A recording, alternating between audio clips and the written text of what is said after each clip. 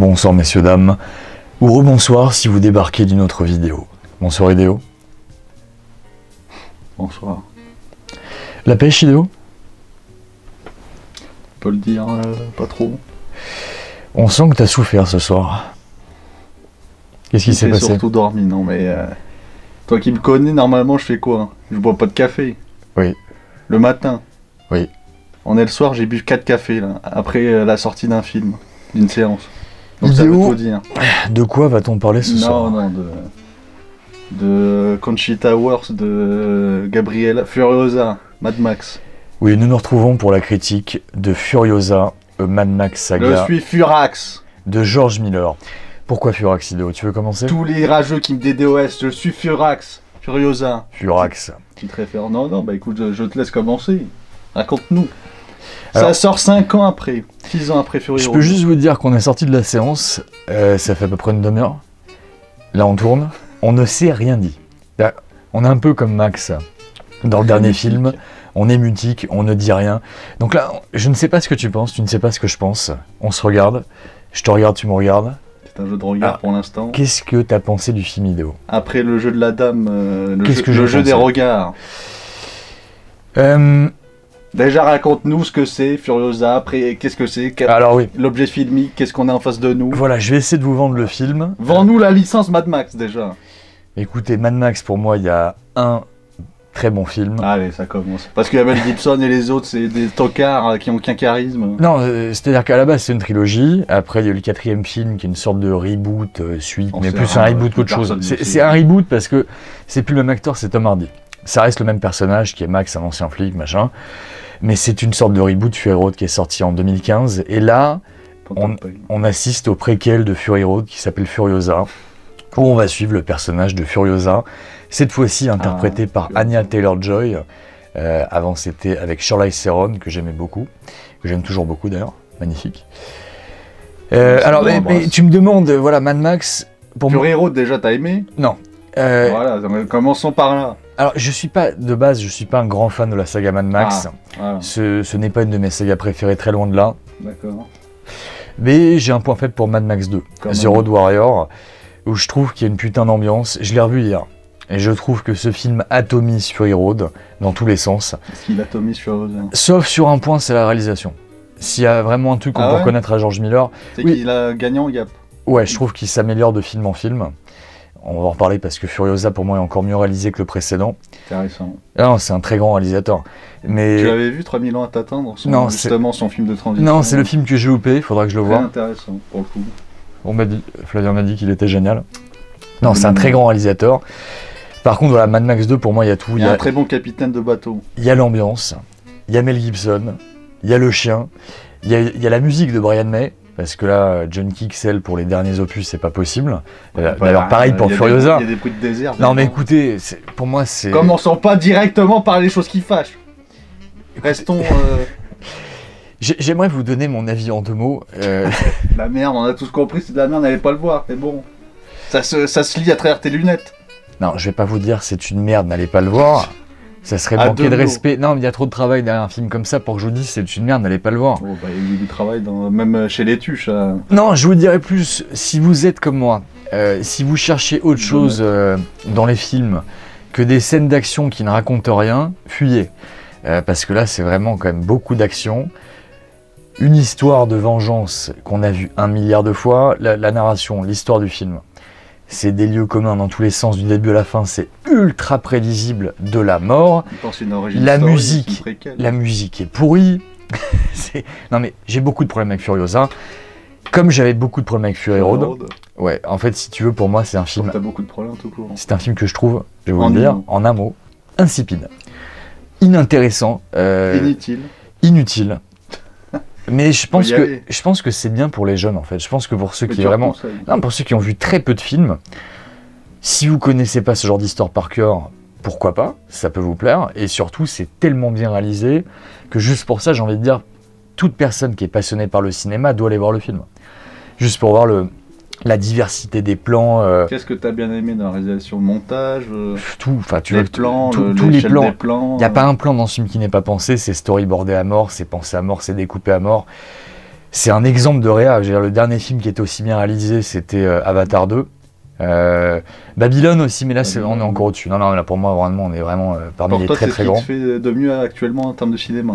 Ah oui, là ça explose tout ce qui sort actuellement. Hein. C'est de très très loin. Non, mais c'est un des plus grands réalisateurs. Par exemple. Ça atomise Dune 2. Ah, quand même, allons-y alors. Pourtant, ça se passe dans le désert. J'en peux plus des déserts, moi. Alors, c'est vrai que c'est chiant. Moi aussi, j'en peux plus. J'en peux plus. Qu'est-ce qui se passe? Non, mais c'est vrai que là, moi, j'ai vu 2 films au cinéma cette année. Et j'ai vu Dune 2 et Furiosa. C'est le désert du cinéma, c'est pas possible. C'est vrai, c'est très Alors, j'ai remarqué que c'est pas le même désert entre Mad Max 2 et Mad Max Furiosa. On passe du Maroc aux États-Unis, je trouve. Il n'y a pas de chameau. Pourquoi il n'y a pas de chameau? Et tu voulais dire entre Mad Max 2 et 3 ou Fury Road? J'en sais rien. Il y a un désert, il y a un Mad Max où il y a des chameaux. Il me semble que tout a toujours été tourné en Australie. Impossible. Il n'y a pas de chameaux en Australie. Peut-être. Ils n'ont pas importé des chameaux. Ils les ont pas fait venir en cargo. Mais tu parles duquel là? Celui qui m'a montré tout à l'heure, là, où il y a des chameaux et. Ça doit être dans le 3, ça. Ah. Alors peut-être qu'ils ont. Alors, peut-être qu'ils ont tourné ailleurs, je sais pas. Donc ils ont changé le désert, c'est traître.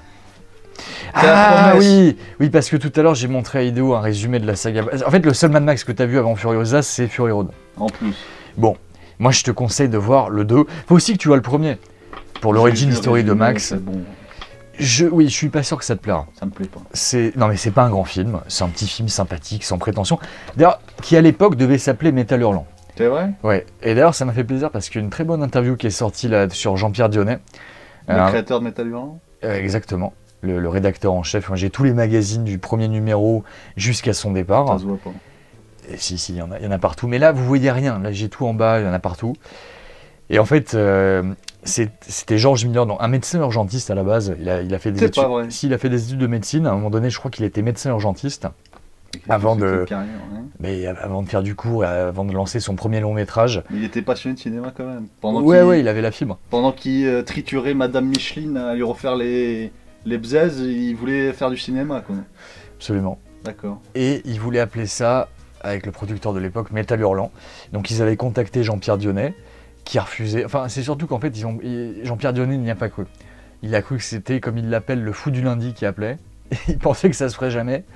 Donc finalement, ils n'ont pas pu l'appeler Métal Hurlant et Heavy Metal, ils l'ont appelé Mad Max, mais ils ont conservé le petit éclair qu'il y a sur le magazine Métal Hurlant de l'époque. Intéressant, je savais pas. Mais d'ailleurs, quand tu regardes certaines BD de ce magazine de l'époque, tu retrouves énormément de choses qui ont été reprises dans Mad Max. Et après, Jean-Pierre Dionnet était invité sur le tournage, je crois, il a dit du 2, du 3, peut-être aussi de Fury Road, j'ai un doute, en tout cas le 2 et le 3. Bref, allez voir l'interview qui est sortie récemment, je l'avais partagée sur Twitter, j'ai trouvé ça excellent.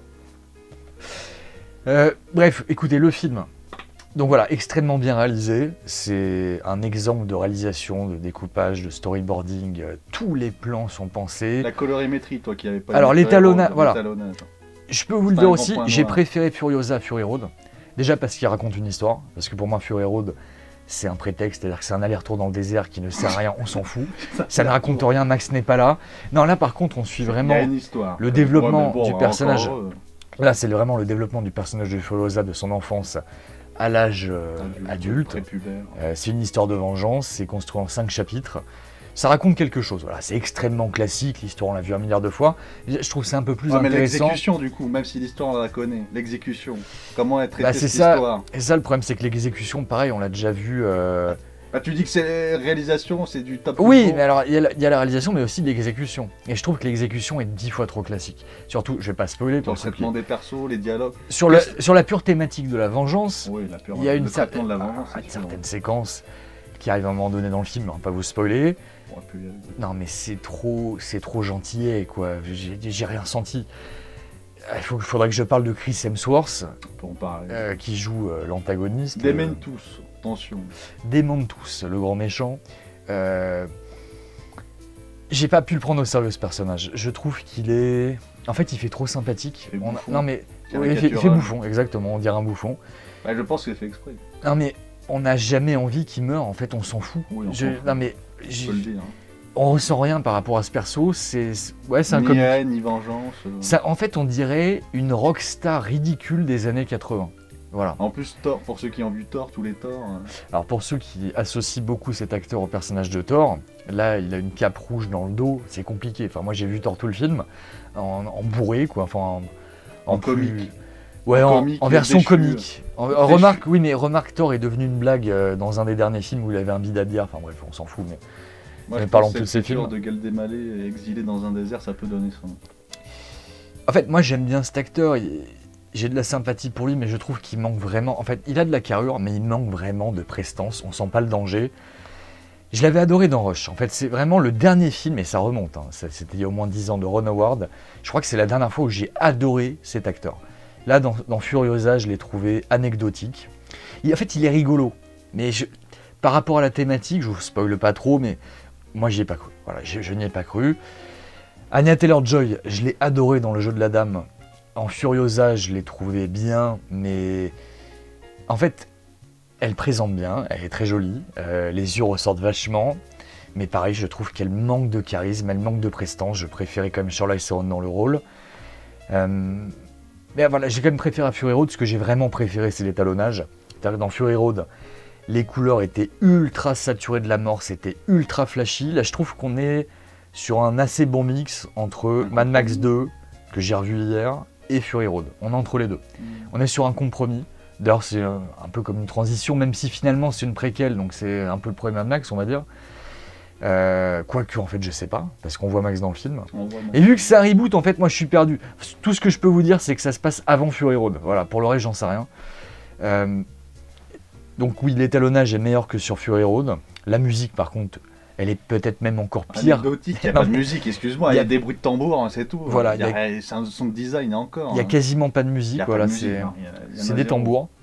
Disons qu'en fait, il y allait moins fort que sur le précédent. Mais voilà, la musique, je l'ai trouvée pourrave. Junkie XL, faut le virer, faut plus jamais le prendre sur un projet. C'est peut-être la commande qu'on leur a faite. On lui a dit, il fait des bruits de tambour. Non, parce que c'est pas la première fois qu'il vit des scores de merde. Non, faut arrêter de prendre ce compositeur. Mais même là, moi, je comprends pas, en fait. Quand tu vois le film, ce qu'il est à l'arrivée en termes musical, je comprends pas que ça passe. En fait, je comprends pas que des producteurs se disent, ok, on va garder ce score qui est naze. Qui va réécouter ça? Qui se souvient d'un thème à la fin du film? Il y a rien. C'est zéro. Les scènes, tu trouves? Ah non, c'est zéro. Non, c'est très mauvais. La musique, elle doit être en retrait. Mais comparer Road Warrior, comparer Mad Max 2, comparer la musique qu'il y avait, je dis pas que c'était une très grande BO, c'était pas du Vangelis, c'était pas du John Williams, mais c'était pas mal. Là, je suis désolé, il n'y a plus rien. Moi, je trouve que ça manque d'ambiance. Qu'est-ce que je peux dire d'autre? Non, mais qu'après, voilà, j'ai trouvé que le film était très classique, tout en étant extrêmement bien réalisé, mais pour moi, il est sans intérêt. Pour moi, ça raconte rien qui me parle, je m'en fous complet, j'ai vu cette histoire 1 milliard de fois. C'est 2h30. 2h30, donc attention, Mad Max 2, ça durait, d'ailleurs les premiers Mad Max duraient 1h30. Voilà, c'était la bonne durée pour moi pour les films. Fury Road, en fait, plus ça avance, plus les films sont longs. Fury Road, il y a 9 ans, c'était 2 heures. Là, c'est 2h30. Pour moi, il y a 45 minutes de trop, même il y a 1 heure de trop, on va le dire. Je pense que le film, tu pouvais le résumer sans problème en 1h30, sans aucun problème. Il y a énormément de longueur, il y a plein de scènes d'action qui ne servent à rien, où je me suis... Toutes les scènes d'action, elles sont super bien réalisées. Je me suis fait chier comme un rat mort. C'est un peu répétitif. C'est ultra répétitif, voilà. Donc pour les... Attends, oui. Tu peux spoiler. Oui. Tout le monde a vu Fury Road. Donc tout le monde sait que Furiosa, elle a un bras en moins. Qu'est-ce que t'as pensé de la scène où elle perd son bras? Je m'attendais à mieux. En fait, pour moi, tout l'intérêt du film... Tout l'intérêt était là. C'est vrai que tout l'intérêt... Parce que moi, en fait... On me l'a vendu comme ça, elle perd un bras. Les deux choses que je sauve de Fury Road, c'était l'Area, qui était là aussi exceptionnelle, et Furiosa, qui est vraiment le perso que j'avais aimé. Ouais, c'était le héros, quoi, l'héroïne. C'était l'héroïne. D'ailleurs, moi, j'attendais le préquel... j'attendais le film Furiosa depuis très longtemps. C'est vrai, t'attendais? Oui, je l'attendais, parce que j'avais vraiment adoré Charlize Theron dans le rôle. Le film, je l'avais pas aimé. Enfin, vraiment, j'étais ressorti en étant limite énervé. Mais elle, je l'avais aimé dans le film. Et je m'étais dit, et quand ils ont annoncé le projet, je me suis dit, putain, ok, j'irai le voir. Mais le truc, c'est que ça a mis perpète à se faire. Et en fait, j'ai pas suivi le développement. Et je savais pas que ça serait Anya Taylor-Joy. Je savais pas que ça serait un préquel. Je pensais que ça serait Charlize Theron qui reprendrait son rôle et que ça serait une suite. En fait, non. Mais j'en étais où? C'était quoi la question? Le bras. Le bras, ah oui. Ça va, mais je m'attendais à mieux. Je m'attendais vraiment à un truc beaucoup plus gore, qui prend un trip, plus iconique. Ouais, je m'attendais à quelque chose d'autre. Là, en fait, c'est... Mais en fait... C'est une scène comme une autre, quoi. Elle perd son bras. Ouais, mais en fait, c'est dans l'esprit Mad Max. Ah ouais. Si tu regardes tous les Mad Max... C'est cru, c'est... Ouais, en fait, c'est... On met pas en valeur tellement le... Ouais, on va dire que c'est dans l'esprit. C'est-à-dire qu'en fait, c'est des films où il y a des personnages qui meurent, des personnages très importants. Mais dans l'indifférence totale. Ouais, en fait, disons que c'est très bref à chaque fois. Ouais, bah moi aussi, c'était très bref. Bon, Ido, vas-y, qu'en as-tu pensé? Non, parlé. Moi, Bah comment ça, non, moi, quoi Écoute, moi j'ai un constat très simple. À chaque fois que je vais voir un film, je me retourne et je vois qui reste et dans quel état sont les gens. Ouais. J'ai noté 3 vieux en état de décès. 3 vieux 3 vieux en état de décès. Okay. Bon, faut dire qu'on est dans une... comme ça. C'est pas une raison. C'est pas une raison de tuer des vieux dans une salle de cinéma en 2024. Nous sommes dans une région... 2 jeunes qui bâillaient. Oui. Ça m'a tué. 2 jeunes de 20 ans en pleine vigueur et tout. Comme ça, la morvonnée, ils bâillaient. Des bébés en pleurs et tout. Oui, alors attendez, public. Moi, je vais tout avouer. T'es parti aux toilettes 2 fois. Non, une fois. T'as raté une scène importante. Une fois. Le film est très long. Et surtout, j'ai regardé mon téléphone, honnêtement, sur la dernière heure et demie. J'ai regardé mon téléphone toutes les 10 minutes, je déconne pas, parce que je me faisais chier. Mais dis-le, enfin, dis-le. Mais je l'ai dit. Mais non, mais tu dis... Super réa et tout, je le conseille aux jeunes, et tu te fais chier pendant 2h30, ça tu le dis pas. J'essaie d'être objectif, c'est-à-dire que la réa elle est exceptionnelle. On s'en fout de la réa si ça s'il n'y a pas d'intérêt à raconter. Si on en sort là et on se dit c'est un film comme un autre et basta on passe à la suite, ça va pas nous marquer. Je dis pour les passionnés de cinéma, surtout les jeunes qui veulent se lancer là-dedans, non mais il faut voir ce film pour avoir des idées de plan. Non mais parce que quand tu vois que c'est un vieux papy qui te fait ça et qui atomise tout le monde. C'est sûr qu'il donne la leçon encore. Voilà, il faut quand même aller voir ça. Après j'ai un peu le sentiment avec ces 2 derniers films, bon j'ai pas vu le... 3000 ans. Voilà, j'ai pas vu 3000 ans à t'attendre. Mais j'ai un peu le sentiment de voir un mec, un papy qui veut impressionner les jeunes. Et cela dit, il le fait très bien. En tout cas, il va impressionner son pote Koji. Moi, je conseille ce film pour les étudiants en cinéma. Voilà, pour ceux qui veulent se lancer dans l'industrie. Non mais, parce que moi, excuse-moi, autant je me fais chier sur ce que ça raconte, etc. Autant en plus, Mad Max, ça n'a jamais été ma grande came, même si j'aime beaucoup le 2. Mais je préfère voir ça au cinéma que Dune 2. Alors que Dune 2 va sans dire, parce que... Va sans dire. Non mais putain, parce que Villeneuve, on en fait des tonnes, genre c'est le plus grand réalisateur de ces 10 dernières années. Non. Non, pour moi c'est un escroc. C'est de la SF déprimante, y a rien. Non, après il y a des très beaux plans, mais en termes de réel, il n'est pas bon. Villeneuve n'est pas bon. Le découpage, de mise en scène, tout. Toutes les scènes d'action dans ces films déconnent. C'est illisible. Non, par contre, il sait faire des très beaux plans, mais c'est ultra épuré. Mais c'est de la pub, c'est de la pub. Non, par contre, là, on est à un autre niveau. On est à un autre niveau. J'allais pas dire Villeneuve, je préfère encore aller voir Villeneuve. J'allais te dire, et surtout Miller, que toutes les merdes françaises qui sortent, toutes les comédies de merde qui sont pas du cinéma, moi ça c'est un film de cinéma. C'est un film à aller voir au cinéma. Par contre, vous allez peut-être vous faire chier comme moi. C'est ça que je veux dire. Ouais. Bon, quant aux vieux qui étaient là, c'est normal, c'est la région. Bon, au moins ils ont fait l'effort. Par contre, non, je veux dire un truc. Alors ça, c'est la première fois que je vois ça. Première fois que je vois ça. C'est comme une avant-première. Ouais. Donc là, on tourne, on est mardi soir, vous aurez la vidéo demain. C'est la première fois que je vois cette salle aussi vide pour une avant-première. C'est-à-dire que là, honnêtement... Elle était pas bondée. Non mais elle était pas seulement pas bondée, elle était plus qu'à moitié vide. C'est hallucinant. C'était plus qu'à moitié vide. En même temps, on a un trou perdu. Non. D'habitude, quoi. Allons à Paris, là, constatons les vraies choses. Je te jure qu'en général, quand il y a des avant-premières ici, c'est blindé. Bah, Dune 2, c'était blindé. C'était blindé. Blindé de chez blindé. En même temps, c'était plus attendu Dune 2 que Furiosa, peut-être. Peut-être, oui. C'est une licence quand même plus... Certainement. Bon, Idéo, qu'en penses-tu de ce film? Alors, tu sais quoi? On va faire une petite coupe. Pour être sûr. Et on reprend. Allez. Bien, nous reprenons. Idéo, qu'as-tu pensé de ce film? On t'attend. C'est le suspense parce que j'ai toujours pas ce que t'en penses. Tu vas me dire quoi? Que c'est un chef-d'œuvre?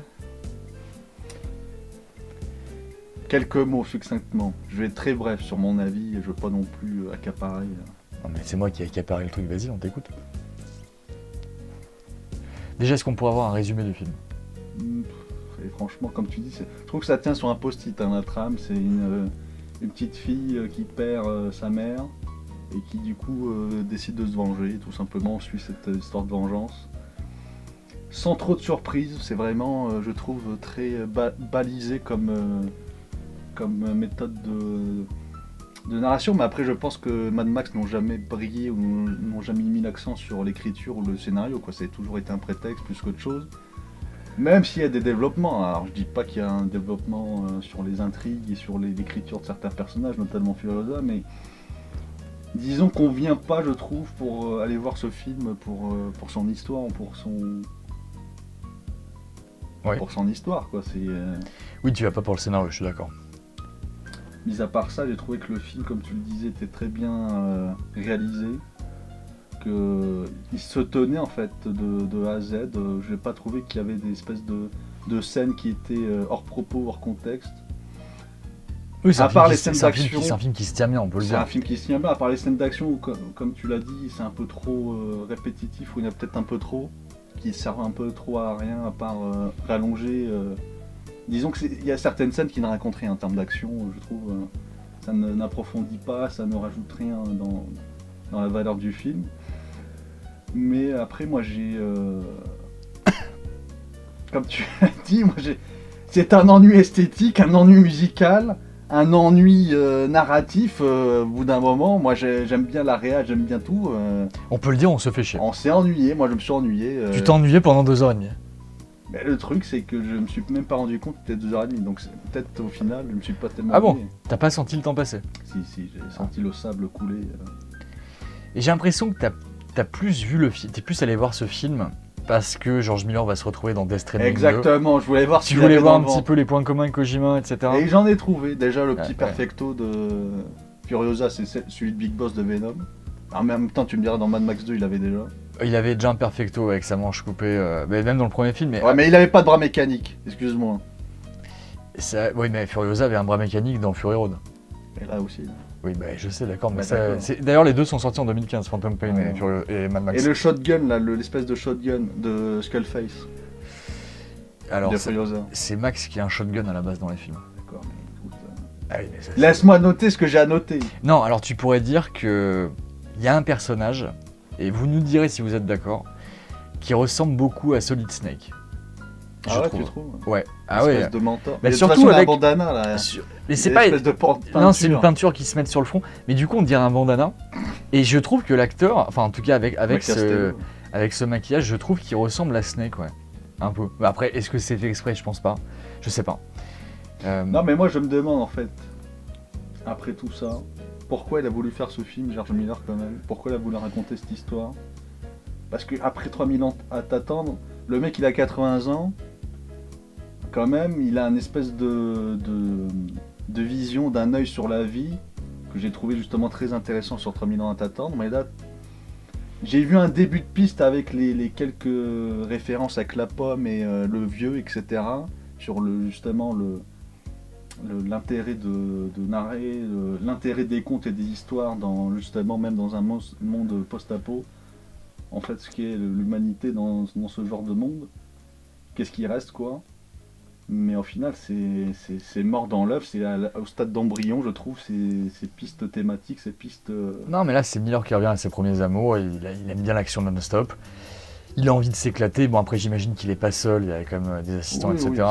T'as toute une équipe derrière. Il y a un truc qui m'a dérangé aussi, bon déjà je trouve que l'étalonnage dans Fury Road donnait l'impression qu'il y avait plus de scènes qui étaient retouchées numériquement qu'il n'y en avait vraiment. C'est-à-dire qu'en fait, beaucoup de choses ont été tournées en dur dans Fury Road. Par contre, là, j'ai l'impression qu'il y a quand même beaucoup d'effets spéciaux. Beaucoup de CGI. Ouais, beaucoup. Ça se voit trop. Ouais, ça m'a sorti des fois. Ouais, j'ai trouvé ça vraiment dommage. En fait, moi, encore une fois, j'ai revu Mad Max 2 hier. Bien sûr. Non, mais je préfère 1 milliard de fois l'ambiance de ces films de l'époque, les effets en dur, les cascades. Je veux dire, on n'y croit pas des fois. Quand t'as juste une... Mais tu vois... Visuellement, les gens de maintenant se diraient putain, les cascades c'est pas si impressionnant que ça parce que ça va juste être une bagnole qui va se casser la gueule. Et moi j'y crois 10 fois plus que tout ce qu'on voit dans Furiosa. Là en fait, je reconnais tous les cas, toutes les volontés de surprendre, etc. Genre tous les plans sont recherchés, il y en a plein qui se ressemblent. C'est magnifique en fait là-dessus, sur la recherche. Mais je trouve que sur les scènes d'action, on n'y croit, enfin moi j'y crois jamais. Je n'y crois pas. J'ai l'impression, limite, j'ai l'impression de voir un film en CGI, c'est un petit peu comme quand Miller faisait les Happy Feet, où il peut faire des plans de dingue. Ouais. Il a fait le pingouin avec Jim Carrey, Dr Pepper, là, Popper. Non, tu confonds. Monsieur Popper, non, ça c'est pas lui. C'est Happy Feet 1 et 2, ça c'est super. Ça c'est magnifique. Les deux sont géniaux. Babe aussi, il a fait Babe 1 et 2. Arrête. Si, Miller il a pas fait que Mad Max. Il a pas fait tellement de films. Il y a un écart entre Babe et Mad Max dans parce que c'est un réalisateur déjà qui a un certain vécu, qui s'est intéressé à plein de choses. Mais là, on va dire qu'il revient à ses premiers amours, c'est de l'action non-stop. Et je pense que c'est peut-être plus un film pour les jeunes qui sont encore dans cette vibe. Je dis les jeunes, peut-être que c'est moi qui ai décroché de ce genre de film. Ça me parle plus. En fait, quand j'étais plus jeune, même quand j'étais plus jeune finalement, j'ai jamais aimé l'action pour l'action. Mais plus je vieillis, et pourtant là il y a quand même un scénario, mais en fait le scénario est tellement classique, mais plus je vieillis, plus j'ai besoin d'autre chose que ça. Par contre je reconnais vraiment... Et après, c'est aussi dans ce genre de film d'action que tu peux le plus t'exprimer en termes de réa. Tu vois dans Avatar 2, dans ce Mad Max, dans Furiosa, dans Fury Road aussi, c'est quand même mieux pour t'exprimer artistiquement en termes d'éluge de plans, tout ce que tu peux faire en fait en termes de plans, de structure, que dans une comédie romantique, quoi. Quoique, La La Land est quand même très surprenant sur la réa, mais là je trouve qu'il y a quand même encore plus de recherche, puis il faut quand même le faire, de faire autant de travail de recherche sur les plans dans un putain de désert. Enfin, moi c'est le genre de projet, tu me mettrais à la barre d'un truc comme ça, je serais complètement perdu, je saurais pas quoi faire, ça m'intéresse pas en fait, ça me parle pas. Donc, je vous dirais quand même, je le mets au-dessus de Fury Road sans problème, parce qu'il est vraiment au-dessus en termes de ce que ça raconte. La réalisation est au-dessus. La bande tournante, l'étalonnage, la colorimétrie, la lumière. Non, je préfère Charlie Sound, mais je préfère Anya Taylor-Joy à Tom Hardy. Ah ouais, quand même. Mais Tom Hardy, c'était un prétexte aussi. C'était un prétexte aussi, histoire de faire revenir le perso. D'ailleurs, est-ce qu'on peut le dire? Non, on va pas spoiler, pas spoiler ça. J'ai rien dit, j'ai dit quoi? Vous verrez le film, Il y a un naufrage, ça c'est pour les ultra fans. Bah, voilà, meilleur que Fury Road, mais toujours pour moi en dessous de Mad Max 2. Voilà, toujours. Parce que la façon de faire les films à l'époque était bien supérieure pour moi. Ça me parlait plus, j'ai préféré l'ambiance qui se dégageait de ces films. Mais il y a aussi un truc qui manquait à Fury Road, qu'il y avait dans Mad Max 2, et qu'on retrouve un peu dans Furiosa, c'est de l'humanité. Mais après, moi, il y a côté solitaire. Il y a deux scènes que j'adore dans Mad Max 2. C'est la scène au début du film où Mel Gibson est en train de bouffer la bouffe de son chien et il lui balance la canette. Et je trouve qu'il y a de l'humanité dans cette séquence. C'est génial. Et la fin du film que je vais pas spoiler. Tu vois dans Furiosa, la fin du film? Non, je parle de Mad Max 2. Oui. On ressent vraiment quelque chose. Là, dans Furiosa, honnêtement, je n'ai rien ressenti, j'y ai pas cru. Voilà, parce que Anya Taylor-Joy, elle est jolie, mais... Elle ne retranscrit rien à l'écran ou son personnage n'est pas assez... Ouais, j'ai pas... assez profond et un peu creux, un peu trop... Parce que c'est pas mis en valeur par une grande musique. Ça manque de quelque chose. La musique, en fait, fait vraiment cruellement défaut. Regarde, ok, allez, on spoil ça. Quand elle perd son bras, mais il n'y a rien qui se déclenche. Tu vois, quand Alex Murphy se fait défoncer dans Robocop, putain, mais la séquence, tu la vis, quoi. Il se fait démembrer, tu vis quelque chose. Et ben, j'attendais un peu 1000 ans là-dessus. Je m'attendais à un parcours christique, je m'attendais à quelque chose, mais j'ai rien ressenti, il n'y a rien. Et quand elle perd le bras, c'est assez rapide, vous verrez. Et sur la promesse qu'elle fait au départ, avec sa mère. Mais c'est trop classique, on sait très bien comment ça va finir. Quand même, la concrétisation à la fin. Trop classique, pareil, c'est pas servi par une grande... Ça lui donne pas une humanité. Oui, pas servi par une grande musique, mais pas... Oui, non, il y a de l'humanité. Il y a de l'humanité. Mais je trouve qu'en Furiosa, elle a pas la prestance de Céron, clairement pas. Et Chris Hemsworth, il est cartoonesque, quoi. Enfin, non, c'est un bouffon, voilà. Moi, je veux un méchant qu'on déteste, tu vois, il faut qu'on ait envie de le buter, tu vois. Et voilà, j'ai rien ressenti, quoi. Mais rien. J'étais totalement en dehors du truc, quoi. J'en ai rien à foutre, en fait. Pour moi, il s'est rien passé. En fait, ce film, je l'ai pas vécu. J'étais pas dedans. Je l'ai regardé, en fait, en tant... Après 30 minutes. Non, mais on va lui tirer les verres du nez. Je l'ai surtout regardé en tant qu'appréciateur de la réalisation. Je me suis dit, putain, il est fort, quand même. Là-dessus, ouais.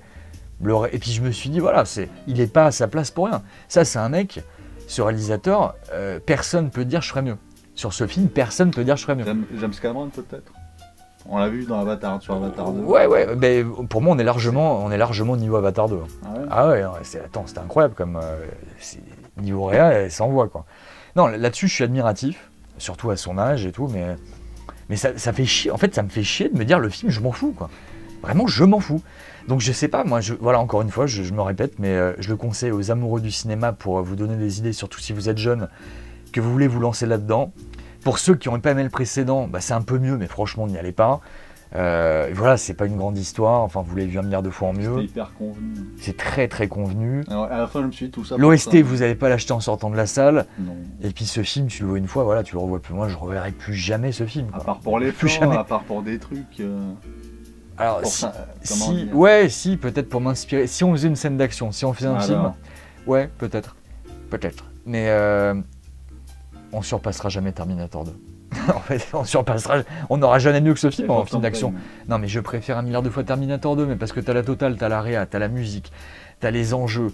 Pareil, tu vois, je trouve que le film il manque d'enjeux parce qu'au-delà de la vengeance de l'héroïne, on sait très bien comment ça va finir. Il y a une scène, voilà. Au-delà de cette thématique globale, il y a une seule scène que j'ai aimée dans le film. Je peux vous le spoiler parce que c'est dans le premier tiers. C'est la rencontre entre, comment il s'appelle déjà, Chris Hemsworth, son perso là, Demon Tooth. La rencontre entre Demon Tooth et Immortan Joe. Ouais. Ça, j'ai bien aimé. Bonne séquence, bonne scène. Parce que là, il y a de l'enjeu. T'as deux gros antagonistes qui se font face. T'as la petite au milieu, c'est pas mal. Il se passe quelque chose. Surtout, en plus, la réa de Miller change complètement dans cette séquence. Là, c'est des beaux chants, mais alors là, vraiment des très très beaux chants contre chants, avec les deux antagonistes qui sont vraiment magnifiés. J'ai trouvé que ça faisait très années 90, moi, dans la manière de filmer, ouais. Les mouvements de caméra et tout. C'est juste la technologie qui a changé, mais la manière de réaliser... Ouais. Voilà, c'est la seule séquence vraiment que je sauve du film, que j'ai plutôt bien aimé, mais globalement, ça manque d'enjeu, quoi. Terminator 2, ça n'arrête pas. Puis tu vois, les scènes de course-poursuite, d'action, elles servent toujours à quelque chose, elles sont passionnantes. Puis c'est l'avancée du numérique à l'époque, enfin, c'est une tonne de choses. Là... En fait, tu as l'impression que ce film, tu pourrais le voir débarquer tous les ans. Il n'y a rien de nouveau, il n'y a rien qu'on n'a pas vu, à part cette recherche permanente de surprendre dans la réa, de chercher le plan parfait. Il y a un plan qui est magnifique avec Furiosa à un moment donné, elle est de dos contre la porte, là, quand il y a son mec qui est de l'autre côté. Et il y a des flammes qui jaillissent, ce plan il est incroyable, avec les yeux d'Anya Taylor-Joy. Elle dégage des trucs dans ses yeux quand même. Ah oui, non mais ses yeux impriment l'écran. Non mais elle est super belle. J'aime beaucoup cette actrice, je trouve juste qu'elle manque de charisme en Furiosa. Voilà, j'ai à peu près dit mon avis. Voilà. Et toi, Hideo ? Pour moi, c'est beaucoup de posture, hein, quand même, pour de l'imposture, sans ton histoire. Je me rappelle de live de Death Stranding, lorsque Kojima, il iconisait à tous les plans Mads Mikkelsen, lorsqu'il allumait sa cigarette, tu disais oui, c'est de la posture, c'est de la posture. C'est pareil. Ils servent à quoi ces plans ? Je suis assez d'accord avec ça. Oh bah d'accord. Non mais je suis assez d'accord avec ça. J'ai juste envie de te dire que c'est plus dur de faire un film comme ça que faire un jeu vidéo. Allez.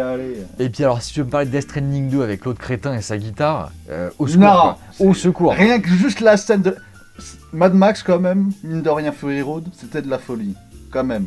Avec le guitariste... C'est ce que t'as retenu, toi. Francis Lalanne, là, qui joue de la guitare dans le désert. Et t'es content de retrouver ça. Avec les flammes qui crachent derrière. Et t'es content de retrouver ça dans Death Stranding 2. Non mais là, déjà... Non mais là, il est ridicule, le perso. Arrêtons, ne parlons pas de Death Stranding 2, on va se fâcher. Mais quand même, ce Furiosa, il est beaucoup plus timoré, timide, tempéré. Il y a moins de folie, il y a moins de... je trouve... Ah bah, non mais attends... Attention, quand je parle de folie, je parle juste de... le côté cartoonesque des Mad Max. Non, mais c'est parce que ça se tient mieux, parce que c'est moins ridicule que ce que fait Kojima depuis des années. Mais je parle de Fury Road, je parle pas de Kojima, c'est finito. Ah, tu trouves que... Attends, j'ai pas compris. Tu trouves que Fury Road est plus... calme, tempéré... que Furiosa, ou l'inverse ? Non, Furiosa est plus calme, plus tempéré, plus... Oui, je trouve qu'il... Ouais, moins dans la folie, moins dans le... Bah ouais, mais c'est peut-être... Après, il raconte une histoire plus sérieuse, on va dire. Ouais, plus, ça se tient mieux. C'est un film... Ça se tient, ouais. C'est un film extrêmement classique, servi par une réa 5 étoiles. Voilà comment pour le résumer. Exactement. À mon âge, ça me fait chier, mais on va dire, par rapport au niveau du cinéma qu'Abyssal, c'est déjà mieux que le reste. Ouais, en tout cas, c'est en terre d'une 2, mais tous les jours sans problème. Télérama, c'est mieux que le reste. Ouais, c'est Atomis d'une 2, on peut le dire comme ça. Voilà, je vous le conseille pas spécialement encore une fois. Ah, écoutez la critique, bref. Bah voilà, c'est tout pour moi. Hideo, est-ce que tu veux rajouter quelque chose ? Non. Bah voilà, messieurs, dames. À vous de nous faire un avis. J'espère que cette critique... Non, parce que oui, le format critique est désastreux, quoi. On a aimé, on n'a pas aimé, machin. Bon, je sais... C'est pas une question d'aimer ou pas aimer. J'espère... On donne ce qu'on ressent. En fait, je me dis, le seul intérêt, c'est pour les gens qui se reconnaissent un peu dans nos critiques.